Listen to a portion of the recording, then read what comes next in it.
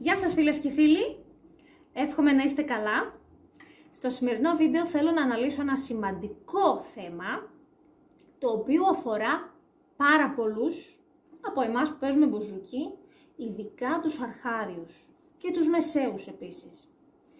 Το θέμα της πένας, το δεξί το χέρι. Πώς μπορώ να βγάλω έναν ορθό, σωστό ήχο? Υπάρχει τελικά σωστό κράτημα της πένας?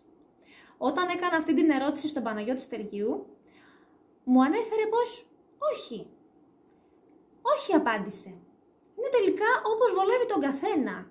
Και όντως έχει αποδειχτεί αυτό, για το λόγο ότι κάνοντας και εγώ τη μελέτη μου, βλέποντας δηλαδή τους επαγγελματίες, παλιούς και νέους μπουζουξίδες, ο καθένας κρατάει διαφορετικά την πένα με το δικό του τρόπο.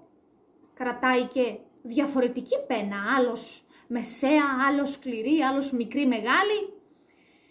Και κατέληξα τελικά. Υπάρχει σωστό κράτημα πένας? Όχι. Αλλά πήρα εγώ κάποια στοιχεία από αυτούς και τα εφάρμοσα στο δικό μου το παίξιμο.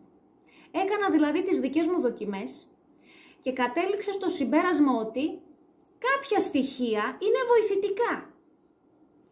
Και εάν εσύ που βλέπεις το βίντεο έχεις δυσκολία με την πένα σου και είσαι ακόμα στο ψάξιμο, θα σου πω κάποια στοιχεία, απλά να τα δοκιμάσεις. Να δεις εάν θα σε βοηθήσουν στο να γίνει το παίξιμό σου καλύτερο, το άκουσμα να είναι πιο όμορφο, πιο ευχάριστο στα αυτιά σου και τελικά να παίξεις πιο όμορφα. Γι' αυτό και κάνω αυτό το βίντεο. Γιατί θέλω να σας βοηθήσω, γιατί ξέρω, επειδή βλέπω αυτές τις δυσκολίες, ειδικά με μαθητές καινούριους που έρχονται και τους δείχνω, είτε έχουν μάθει λάθος χειρισμό της πένας, είτε ακόμα δεν έμαθαν να την κρατάνε σωστά και πάλι σωστά σε εισαγωγικά, δηλαδή δεν μπορούν να βγάλουν ένα καλό παίξιμο και μάλιστα τους κόβει και στην ταχύτητα. Είτε και επειδή δεν έχουν μάθει σωστά τις τεχνικές. Τις τεχνικές τώρα δεν θα μιλήσω για την πένα, τις τεχνικές εννοώ μέσα στα τραγούδια. Δηλαδή πάλι παίζει ρόλο η πένα, πώς θα την παίξουμε την πένα, κάτω πάνω, κάτω πάνω, κάτω. Τέλος πάντων, αυτά είναι ολίγης, μην κάνω μεγάλο πρόλογο. Θα σας πω κάποια πράγματα λοιπόν, ώστε να τα εφαρμόσετε, να τα δείτε τι ταιριάζει σε εσάς. Γιατί όπως είπαμε, δεν μπορούμε να πούμε ότι υπάρχει ένας κανόνας και θα ακολουθήσουμε όλο αυτόν τον κανόνα. Δεν υπάρχουν κανόνες εδώ στο μπουζούκι, όπως και το δεν υπάρχουν οι κανόνες, δηλαδή με τα δάχτυλα. Βλέπουμε άλλους να παίζουν και με τα 4 δάχτυλα, άλλους να παίζουν με τα 3, όπως και ο Μανώλης Χιώτης χρησιμοποιούσε τα 3 δάχτυλα. Και έναν ακόμη μπουζουξί που θα ήθελα πάρα πολύ να τον πάρω συνέντευξη, ο οποίος έχει τόση τεράστια ψυχική δύναμη που παρόλο που έπαθε έναν τραυματισμό στο χέρι και δεν μπόρεσε να παίξει μπουζούκι όπως πριν, παίζει, δηλαδή τον είδα σε βίντεο στο YouTube, με 2 δάχτυλα. Και θέλω πολύ να το γνωρίσω. Με 2 δάχτυλα. Γι' αυτό λέω δεν υπάρχουν κανόνες. Και καταφέρνει και παίζει μπουζούκι. Δηλαδή είναι τελικά αυτό που είπε ο Παναγιώτης Στεργίου. Πόσο το αγαπάμε να παίζουμε από αγάπη αυτό το καταπληκτικό όργανο. Δεν υπάρχουν κανόνες. Αλλά μπορούμε να πούμε ότι υπάρχουν κάποιοι κανόνες οι οποίοι θα μας βοηθήσουν. Αλλά αν τελικά δεν μπορούμε να τους ακολουθήσουμε, θα βρούμε πάλι τον δικό μας τρόπο παίξηματος, γιατί η μουσική είναι αγάπη. Και θα παίξουμε για τον εαυτό μας να ευχαριστηθούμε.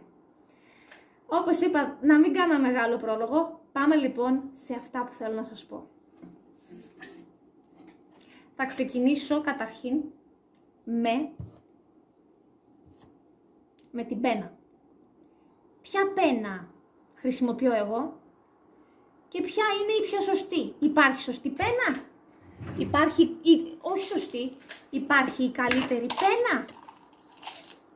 Αν δεν υπάρχει, ούτε εδώ. Έχω εδώ ένα κουτί γεμάτο με διάφορες πένες που χρησιμοποιώ κατά καιρούς.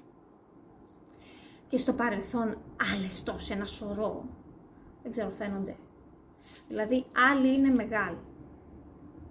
Μεγάλη και χοντρή. Σκληρή. Άλλη είναι αυτή εδώ, τέτοιο μέγεθος. Και αυτή πάλι σκληρή. Άλλη είναι αυτή. Δίχως τώρα να κοιτάζουμε τις μάρκες, έτσι, μην κολλάμε σε μάρκες.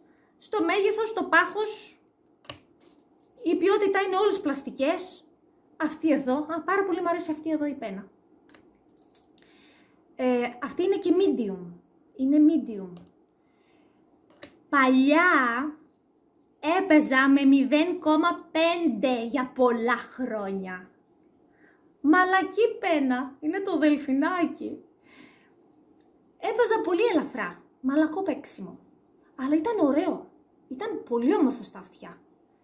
Ναι, και κατά καιρούς δηλαδή θα το έχετε προσέξει και εσείς στον εαυτό σας, ότι το παίξιμο μας με τον καιρό αλλάζει. Ναι. Όπα, πέφτουνε και κάτω. Έχω δοκιμάσει και αυτή την πένα, αλλά κάποιες μου κάθονται καλά, κάποιες δεν μου κάθονται καλά. Και αυτή εδώ, μια τεράστια. Είναι πολύ μεγάλη. Με όποια πένα και να παίξω, θα παίξω. Δεν υπάρχει περίπτωση. Θα παίξω. Απλά κάποιες μου κάθονται πιο καλά από κάποιες άλλες. Αυτή εδώ, ας πούμε τώρα, δεν έχει πολύ μυτερή μύτη σε σχέση με... Ποια να πάρω αυτήν εδώ.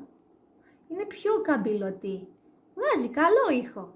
Δηλαδή, όποια πένα κι αν χρησιμοποιήσουμε, το θέμα είναι να μας βολέψει στο χέρι και να βγάλουμε καλό ήχο. Να έχουμε ένα σωστό αποτέλεσμα. Αυτό είναι. Εντάξει. Τώρα, θέλω να σας πω ότι εάν κάποιος από εσάς έχει χοντρό δάχτυλο,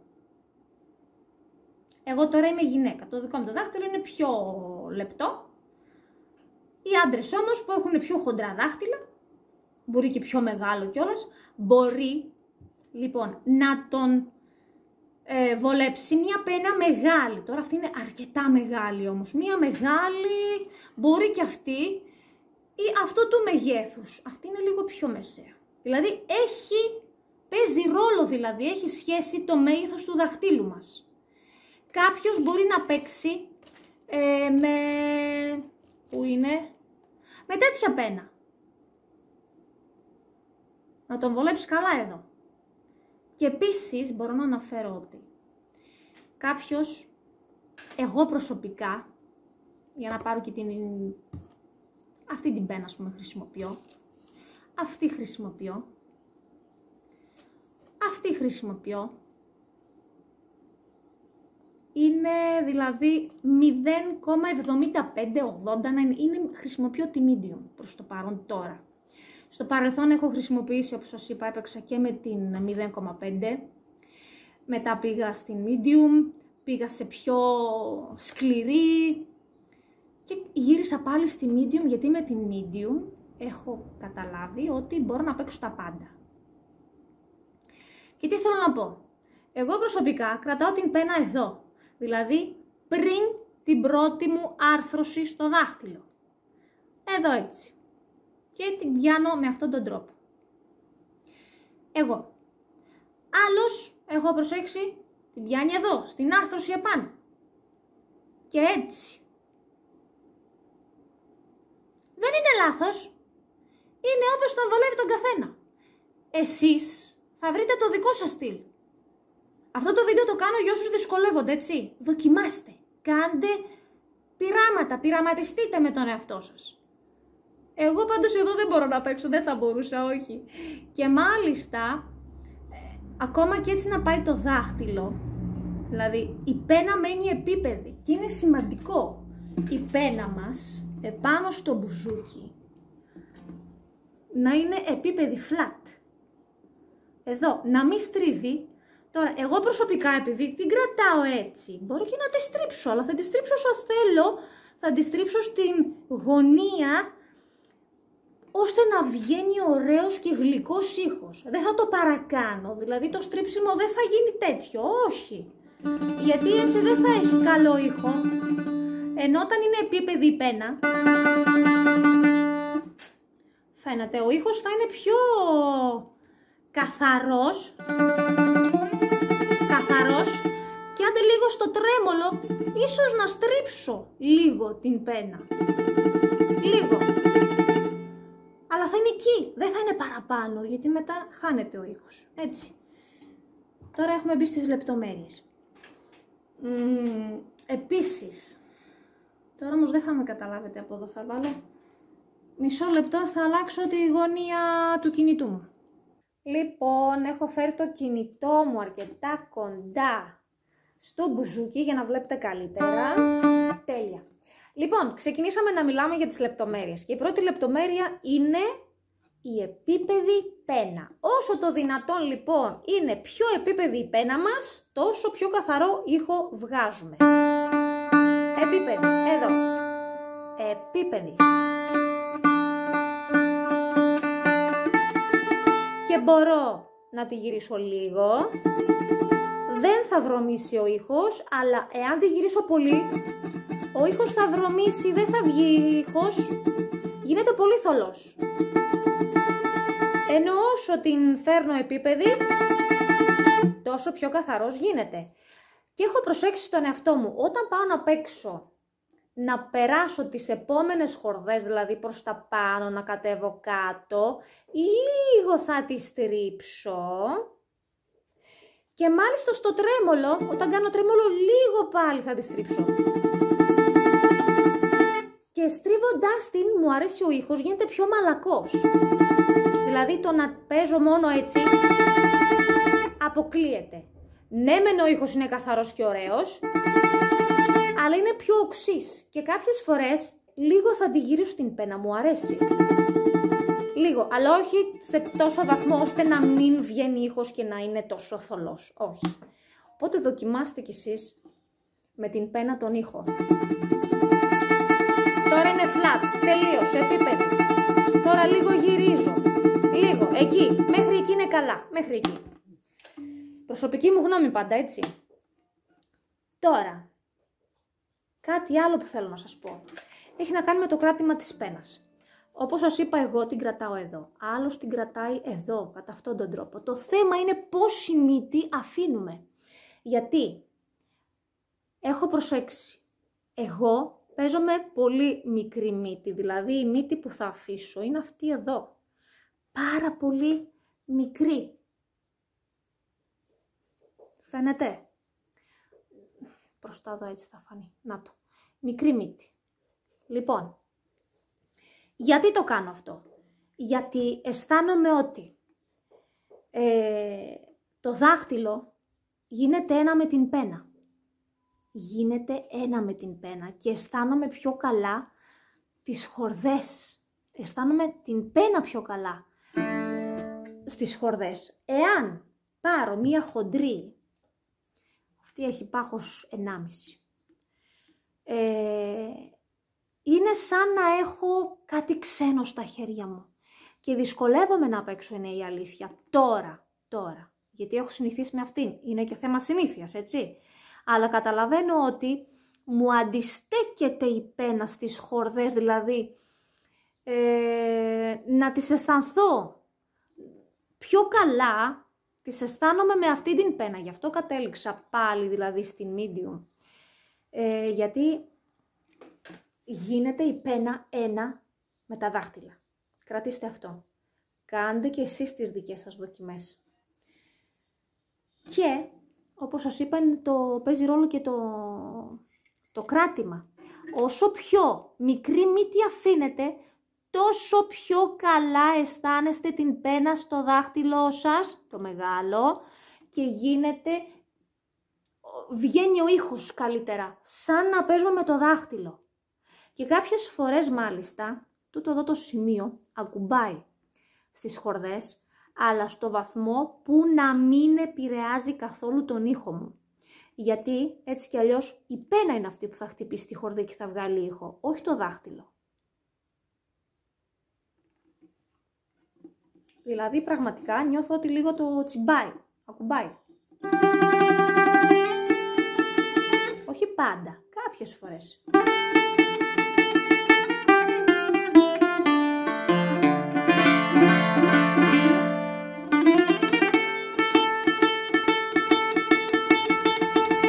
Παίζω με επίπεδη πένα.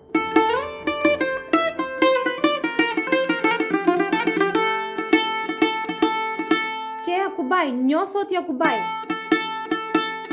Λίγο θα ακουμπήσει, αυτό που σας είπα. Επίσης, το χέρι πρέπει να είναι ελαφρύ. Εάν είναι βαρύ, ο ήχος δεν θα είναι τόσο ποιοτικός και ωραίος. Πρέπει το χέρι μας να παίζει ελαφριά. Γιατί αν σφίγγουμε το χέρι και αν είναι σφιχτό επίσης, γιατί το σφιχτό χέρι είναι σαν να έχουμε ένα βαρύ χέρι και το σφίγγουμε κιόλας, θα μας κάνει πρόβλημα εδώ. Θα αρχίσουμε να πονάμε. Η αλήθεια είναι ότι εγώ στο παρελθόν, όταν ήμουν αρχάρια, το έκανα αυτό. Δηλαδή έπαιζα έτσι, με όλη την κίνηση αυτή. Η αλήθεια είναι ότι με πονούσε. Δηλαδή είχα εδώ, έσφιγγα το χέρι μου, είχα εδώ έναν πόνο. Αργότερα όμως ξεκίνησα να κουνάω περισσότερο τον καρπό μου. Και με βοήθησε. Με βοήθησε, όντως. Οπότε προσέξτε το και αυτό. Δηλαδή η κίνηση να είναι περισσότερο από τον καρπό. Εννοείται σίγουρα θα βάλουμε, έρχεται η δύναμη από όλο το χέρι, έτσι. Αλλά η περισσότερη κίνηση όταν γίνεται από τον καρπό, έχω δει τουλάχιστον οι περισσότεροι επαγγελματίες που παίζουν με τον καρπό, είναι και αυτοί οι βιρτουόζοι, είναι αυτοί οι σολίστες που έχουν μεγάλη ταχύτητα. Και έτσι εφάρμοσα και εγώ αυτό σε μένα. Και σταμάτησε, όπως σας είπα, να πονάει εδώ. Κάτι άλλο που θέλω να πω είναι ότι εδώ, καταρχήν ακουμπάμε αυτό εδώ το σημείο. Δεν ακουμπάμε εδώ πάνω τη χορδιέρα, ούτε και είναι το χέρι μας και πολύ εδώ πάνω. Είναι εδώ, στη γωνία.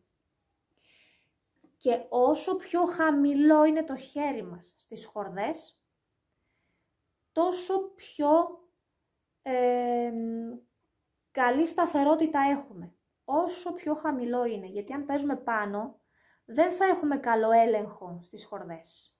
Αλλά να είναι δηλαδή έτσι χαμηλά και μάλιστα μπορεί να ακουμπήσει κιόλας στις χορδές, ελαφρά να τις ακουμπήσει το χέρι μας, ελαφρά.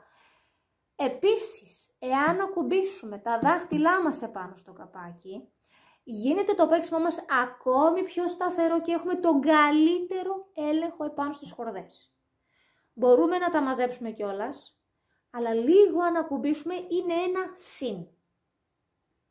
Και κάτι άλλο, για να έχουμε καθαρό ήχο, είναι πολύ σημαντικό ο συγχρονισμός του αριστερού και του δεξιού χεριού ταυτόχρονα δηλαδή.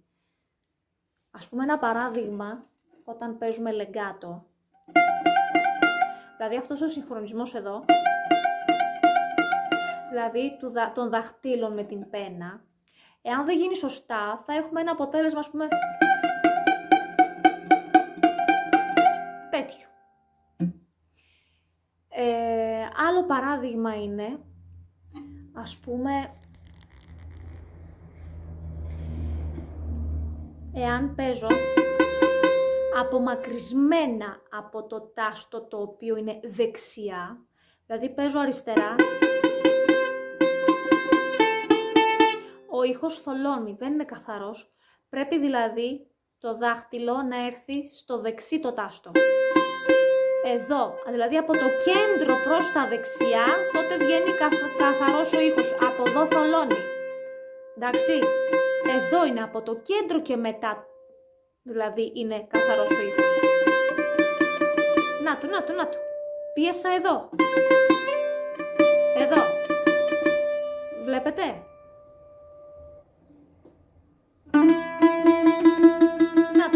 Να το, πάλι εδώ ήρθε το χέρι μου, το δάχτυλο.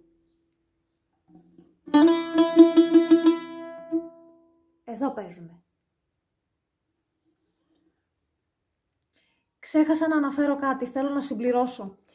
Όταν παίζω με την πένα, δεν την κρατάω σφιχτά, δεν τη σφίγγω, αλλά ούτε την έχω πολύ χαλαρή, ώστε να κάνει στις χορδές αυτή την κίνηση φλάπα-φλούπα. Έτσι. Όχι. Την έχω τόσο σφιχτή και τόσο χαλαρή όσο χρειάζεται, ώστε να μην μου φύγει από τα δάχτυλα. Δεν τη σφίγγω, απλά όταν παίζω αργά, το χέρι είναι χαλαρό και αυτά τα δάχτυλα μπορεί να είναι χαλαρά, αλλά όταν πάω να παίξω γρήγορα, αυτό το δάχτυλο έρχεται και κλειδώνει κάτω, ώστε η πένα μου να είναι πιο ασφαλής. Έρχεται και κλειδώνει στην ουσία αυτά τα δύο τα δάχτυλα. Αυτό το δάχτυλο. Έρχεται και το κλειδώνει, ώστε να είναι πιο ασφαλής η πένα.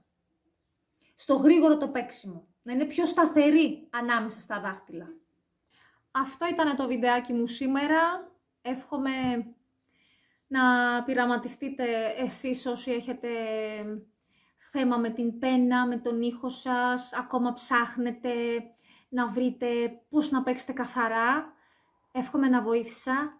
Κάντε τις δικές σας δοκιμές και γράψτε μου εδώ στα σχόλια εάν αυτά που σας ανέφερα ήταν βοηθητικά. Θα χαρώ πάρα πολύ. Να είστε καλά, καλή συνέχεια και τα λέμε στο επόμενο βίντεο. Γεια σας!